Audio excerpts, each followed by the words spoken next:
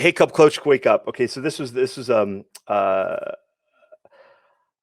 lot of you listening to me now. There's some of you lurking, I can see, who who have had like ridiculous who have had ridiculous club experiences this year. We've had some goalies basically tap out from the sport this year. This happens every year. Like, this isn't new. But it just always disappoints me when it happens. Is this and what I want to understand, what I want everybody to understand is that I've said this for years. Your goalie is one shot away from like, not to be extreme, but your goalie is one shot away from quitting the sport. Okay, but it doesn't. That's rare. But what usually ends up happening is it's accumulation of too much ball abuse. Okay, too much ball abuse, um, so I talked about this last week, I believe, this idea of like, we want low mileage on our goalies, right? No other goalie. Um, see, the problem we have in lacrosse is we don't have um, a very well respected, higher level coaching philosophy. Like, so in soccer, for example, you can pay thousands and thousands of dollars and become what's called a UEFA coach. Um, and so the UEFA league is in Europe. And like, so for just to give you an example, like Iceland, I can't remember what year it was they started, but the idea was that they invested hundreds of thousands of dollars in creating all these coaches that reached their UEFA license. And I thought, I might have this wrong, but I thought, maybe somebody can look this up, but I feel like Iceland has the highest percentage of coaches with UEFA licenses per capita. All right, and then their team, their national team, reached like incredible heights a number of years ago, like within the last 10 years. And so what happens here is that the reason why I share that story is that we don't have that in lacrosse.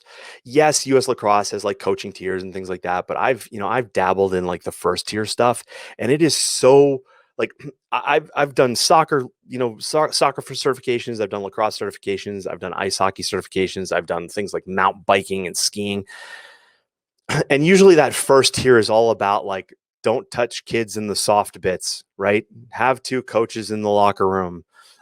What do you do when you're man down? Have a first date. Like, it's just so mundane. But then what we have in the club game is, because we don't have any limitations, right? Or any baseline where it's like, okay, anybody who's a club coach has to have a certain level of, um, um, having a certain level of professional certification. Now, I will be the first one to tell you, and I know a lot of you guys will agree with me, that the idea here is that you, even with a professional level certification, you can be incompetent as a coach. All right. Like, I've seen this over and over again in a variety of sports, right? Where you get a coach who's got all the certifications and they're just like crap. Okay. Now on the other side, you have people who have like every certification and they are so dialed into like the technicality of their sport that they can't coach either. They can't really relate to an athlete. And so what happens in the club lacrosse game, and this has probably happened since clubs really started, kind of back in I want to say like in the 90s, when the idea of travel teams really started to go. But even back then, I remember going to like camps when I was in high school, and you would see, the college kids show up making like, a couple $100 a day, shows up in his flip flops and his straw hat, and he's like, "Yo, yeah, boys, all right, like, let's go." And then your kid's having a great time because they see this college kid, right? And they're like, "Yay, college guy or college girl." But really, college guy and college girl can't coach at all. They'll relay a couple tidbits. But what ends up happening in the goalie position, okay, is that a lot of you who've listened to me for a number of years, and you've taken your goalies and you've taken them to local coaches, and you've gotten, you've seen this kind of firsthand, this idea that you can spend a lot of money and really not get a lot of return. And I think last week we talked about the difference between getting shot on and getting coached are two different things. But one of the things that's really bothering me this year is, and maybe I just have more of you with club experiences kind of relaying them back to me. I'm not necessarily sure, or maybe it's just this group, but the idea is that I feel like the club lacrosse coaching experience has gone downhill. And my friend Warwick Bashford, and I can't pull up the article right now. I'll post it in the group later. He's a tennis coach, and he played in Wimbledon. He's coached people who've gone to Wimbledon, and he wrote this phenomenal piece on kind of on how parents are uneducated consumers. Okay, coaches are sellers. Parents are typically uneducated consumers. Not for a lot of you who listen to me, like you're definitely above average, but then the athlete is also a consumer. They're a buyer, right? And the athlete will buy anything, like because mom and dad, they're paying, right? So the kid will go to the camps, they'll go to the showcases, they'll go to the travel teams, they'll go to the clinic, all that stuff. They'll go, but they really don't have a filter as to like what's good or what's bad. It's just more of it, right? And I wrote about this in my book, and like An Athlete's Guide to Winning in Sports and Life. Like more is not a plan. Okay, so more is not a plan. But what ends up happening is for a lot of parents, they're just like, yeah, we'll do one more. Oh yeah, there's another travel team. Oh, there's a camp at Stanford this weekend. We'll do that.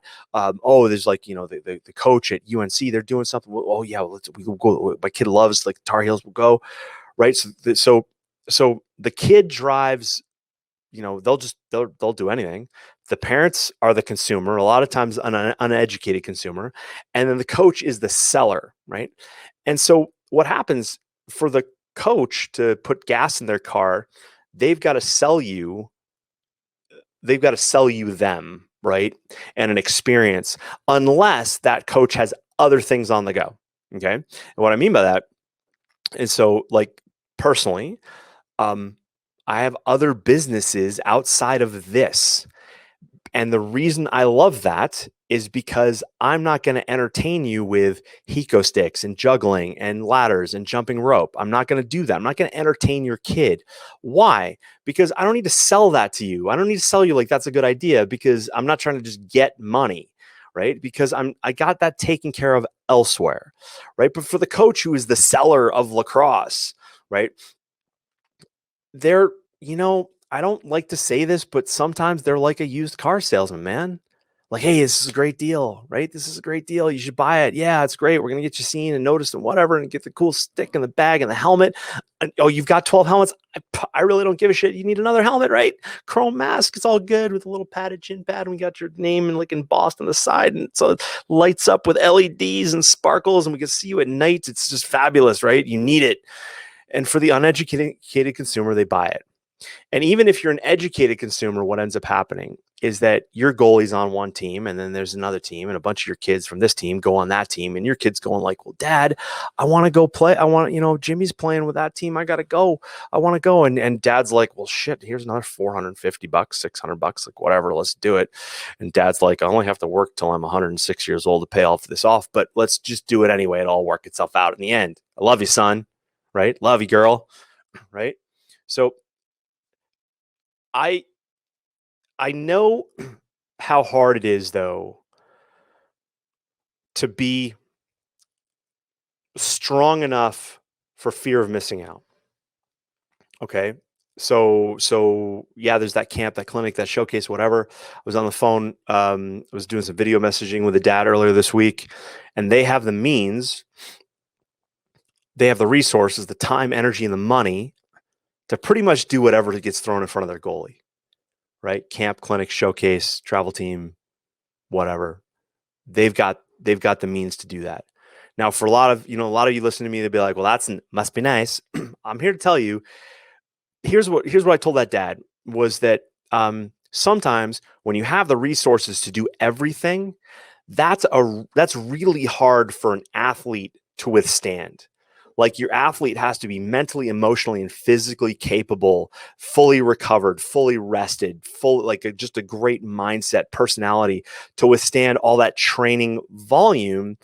And then what ends up happening when you're doing all that volume, um, um, when you do all that volume, what ends up happening is that the potential for risk for injury is high, right? So I don't use the word burnout. I don't believe in the word burnout, but I do believe in the word under recovered, right? So one of the things when burnout comes into play is that it's not burnout your goalie is feeling, it's frustration, right? And so frustration then is a really negative emotion. And when your athlete is feeling frustrated, even if they're like elite, even if they're top of their class, you can have an athlete who's frustrated and they knock down a bunch of packs. You can have a crappy goalie, crappy athlete, period. They get frustrated, they fall off the map. You can have a really good, talented athlete and they have frustration. And guess what? They are also going to drop like way down, which is weird because you would think like that elite athlete, they should be like resilient and ready to go, whatever. No, they end up being under recovered. Why? Because as a family, they can say yes to everything. And so what happens in the club experience is that when people there's this, and this is not necessarily solvable. Okay. I want you to understand this.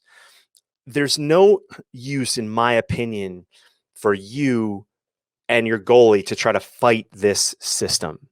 It's why I have such a hard time with the guys that do the changing the game project. You can't change the game. You can only prepare for it. All right. So that's the bottom line. So don't try to like buck against it. Don't try to start a new club or do any of that stuff.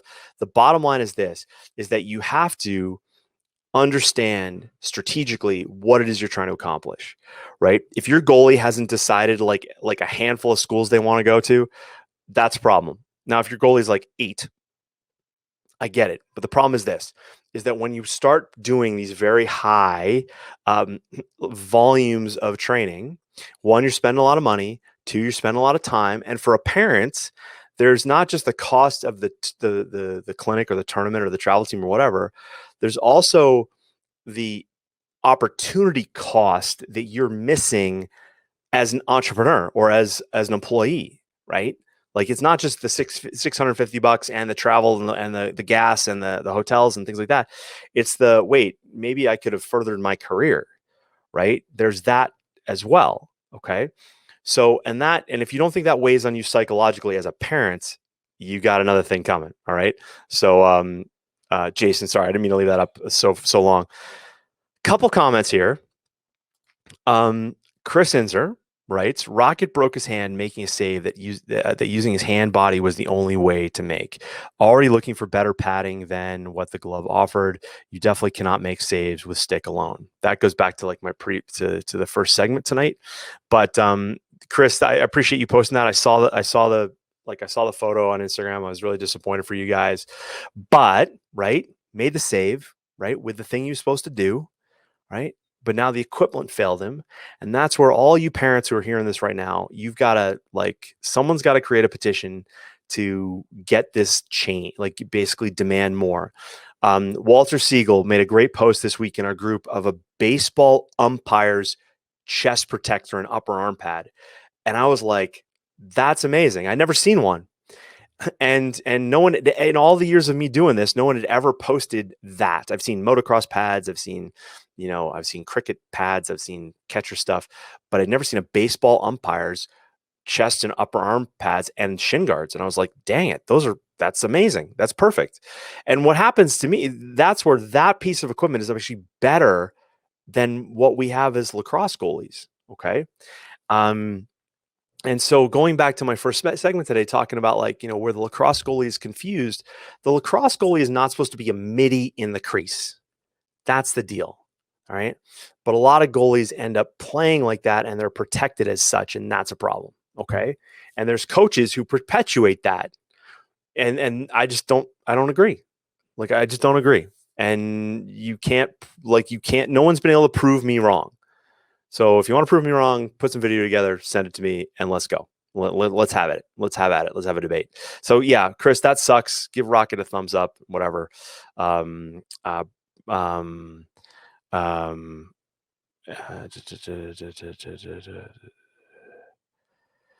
Oh, Brian Whalen, are you still here? Really? Okay, I have no problems with added protection. It builds confidence. No, it's not confidence, Brian. It's courage. Okay, as a kid develops, he will start to shed the equipment. Why? Because it's not needed in the field game. Box is totally different. Anywho, the club. One of the things that's happening in the club experience um, is that a lot of goalies are getting overworked at the club game, right? They're getting peppered, they're getting shelled, they're getting put into like a trial by fire situation where the coaches are trying to see if the goalie's tough enough. And that is not coaching. That is actually abuse. Right. And so, and I don't use that word lightly. Like I got into this massive argument with a bunch of gymnastics people about like sometimes the best coaching. I'm going to cover this later tonight in my other Facebook Live if you want to watch. But the idea um, is that uh, is that that falls into abuse category, and that's not healthy, right? And so as a parent, you need to be a better consumer, whether you've got a phenomenal young goalie like a Rocket, right? If you've got an Alyssa Edwards, a Christina Strakes, if you've got a Colton Rose, if you've got a Redfern, multiple Redferns there, or a uh, um, it doesn't matter. Like, it just doesn't matter. So what ends up happening is you go to that club experience, and as a parent, you need to, one, get ahead of it. You got to find out like what the plan is. You got to ask, because you're paying for a service. This isn't rec, by the way, but rec coaches like are usually open to figuring things out. They're usually, they want to see kids win. um, the club coaches, that's where when you're paying, to me, you're paying for a service. You're paying for lacrosse by the pound. You're paying for game experience. You're paying for knowledge. You're paying for knowledge. You're not paying to get your kid beat out of the sport. I had a goalie a couple of years ago. Was one of the top high school goalies in the country, and he transferred clubs, got to a new club, and the first day the coaches kind of fun were like, hey, we got this goalie, yeah, we're good, okay guys, and they basically turned the whole team into a firing squad in this goalie, and as the warm up.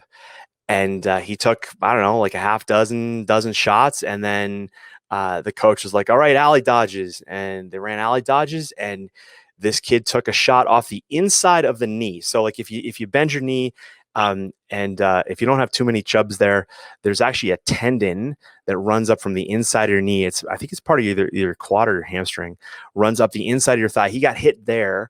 It got so inflamed that he limped off. He couldn't finish the drill. Didn't even practice. This was like his first practice.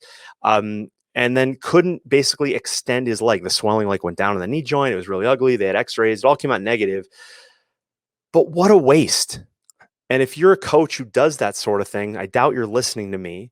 But as the parent, you've got to get ahead of that and go like, what am I paying for here? What am I going to get out of this club experience?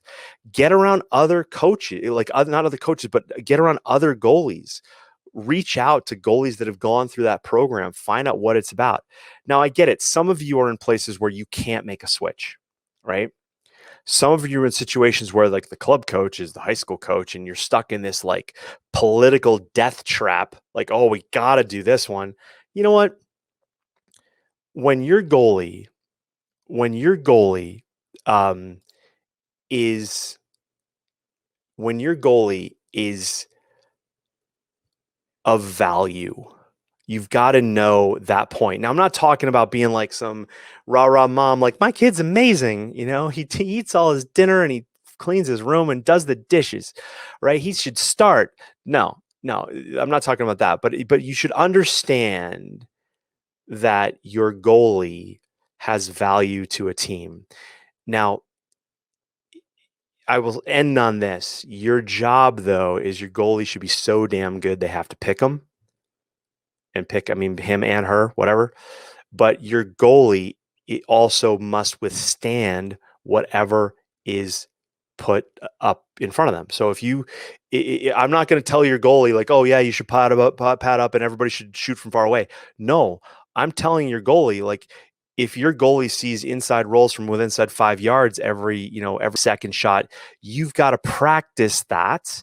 You're trying to be elite for that, and you need to protect yourself for that. So if you take a couple shots, like let's say today's practice, the guys come in and they shoot everything to the corners, and you're like, yay, right? But if you then if you then go back and you the next day they do the same thing and you get peppered and shelled and beat up, well, the problem is that's on you, right? You are there. A rising tide raises all ships.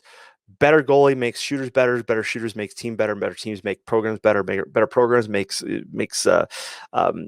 divisions and states and whatever better, and we make everybody better. And that's all because of the goalie. Okay, right? It's all because of the goalie. All right. So anyway, Jonathan Redford, Brian, stop wasting our time. 50% save average at the NCAA and pro level should not be good enough. We need 95%. Let's evolve. I don't know if we'll get to 95. But man, 60, 70, 75, like Jimmy Beardmore in freaking Maryland in the 70s and into the 80s had 70 plus. Jimmy's a stud, dude, right? A little crazy at times, Jimmy, if you're watching, but it's all good. So Barry McNamara, here's the deal. I'm going to just put a nail on this one, okay? Yes, you notice that a ton, that the college goalies don't wear gear, okay? The older the less, but they're not training. They're not training the saves they need to make, okay? Because they're not moving with authority in front of the ball with something other than their stick if they need to, okay? Even Adam Gittleman, as much as I love Adam Gittleman, I feel Adam Gittleman is the smartest goalie in professional lacrosse. He's this and I have reasons for that. I won't get into it now, but even when shots go 5-hole, he is not moving with authority in front of that ball. He's butterflying. He's coming down, at least the last few that I've seen. But the idea is that is not an elite move yet. And so your junior high school kid who goes, yeah, I get it, I'm going to drop, and understands that they might have to make a kick save or move down, like whatever. These arguments are so they're so easy to defend. Okay. So when people go like, oh, the college goalie my kid loves doesn't wear shin guard. Yeah. All right. Anyway. Okay. All right. Anyway.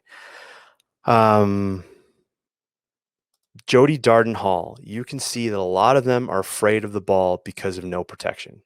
You can. Jody, you are brilliant. Brilliant woman. Or is that Jody? Are you a guy? Jody, I can't see that. Oh, that's a tough one of those names. It's like my son Quinn. Is it a boy or is it a girl? What is it? It's Chris. So Jody, I appreciate the comment. That's really good. Okay, so listen, if what I've said makes sense, hit the like. If you don't like it, Brian Whalen, hit the angry button. Bring it. I like the angry buttons too. All right, guys, thanks for watching and thanks for listening wherever you are. Do me a favor, hit the like button if you like this, and be sure to subscribe if you haven't already. When you're ready, head on over to lacrossegoalieuniversity.com/coaching so I can work with you and your goalie.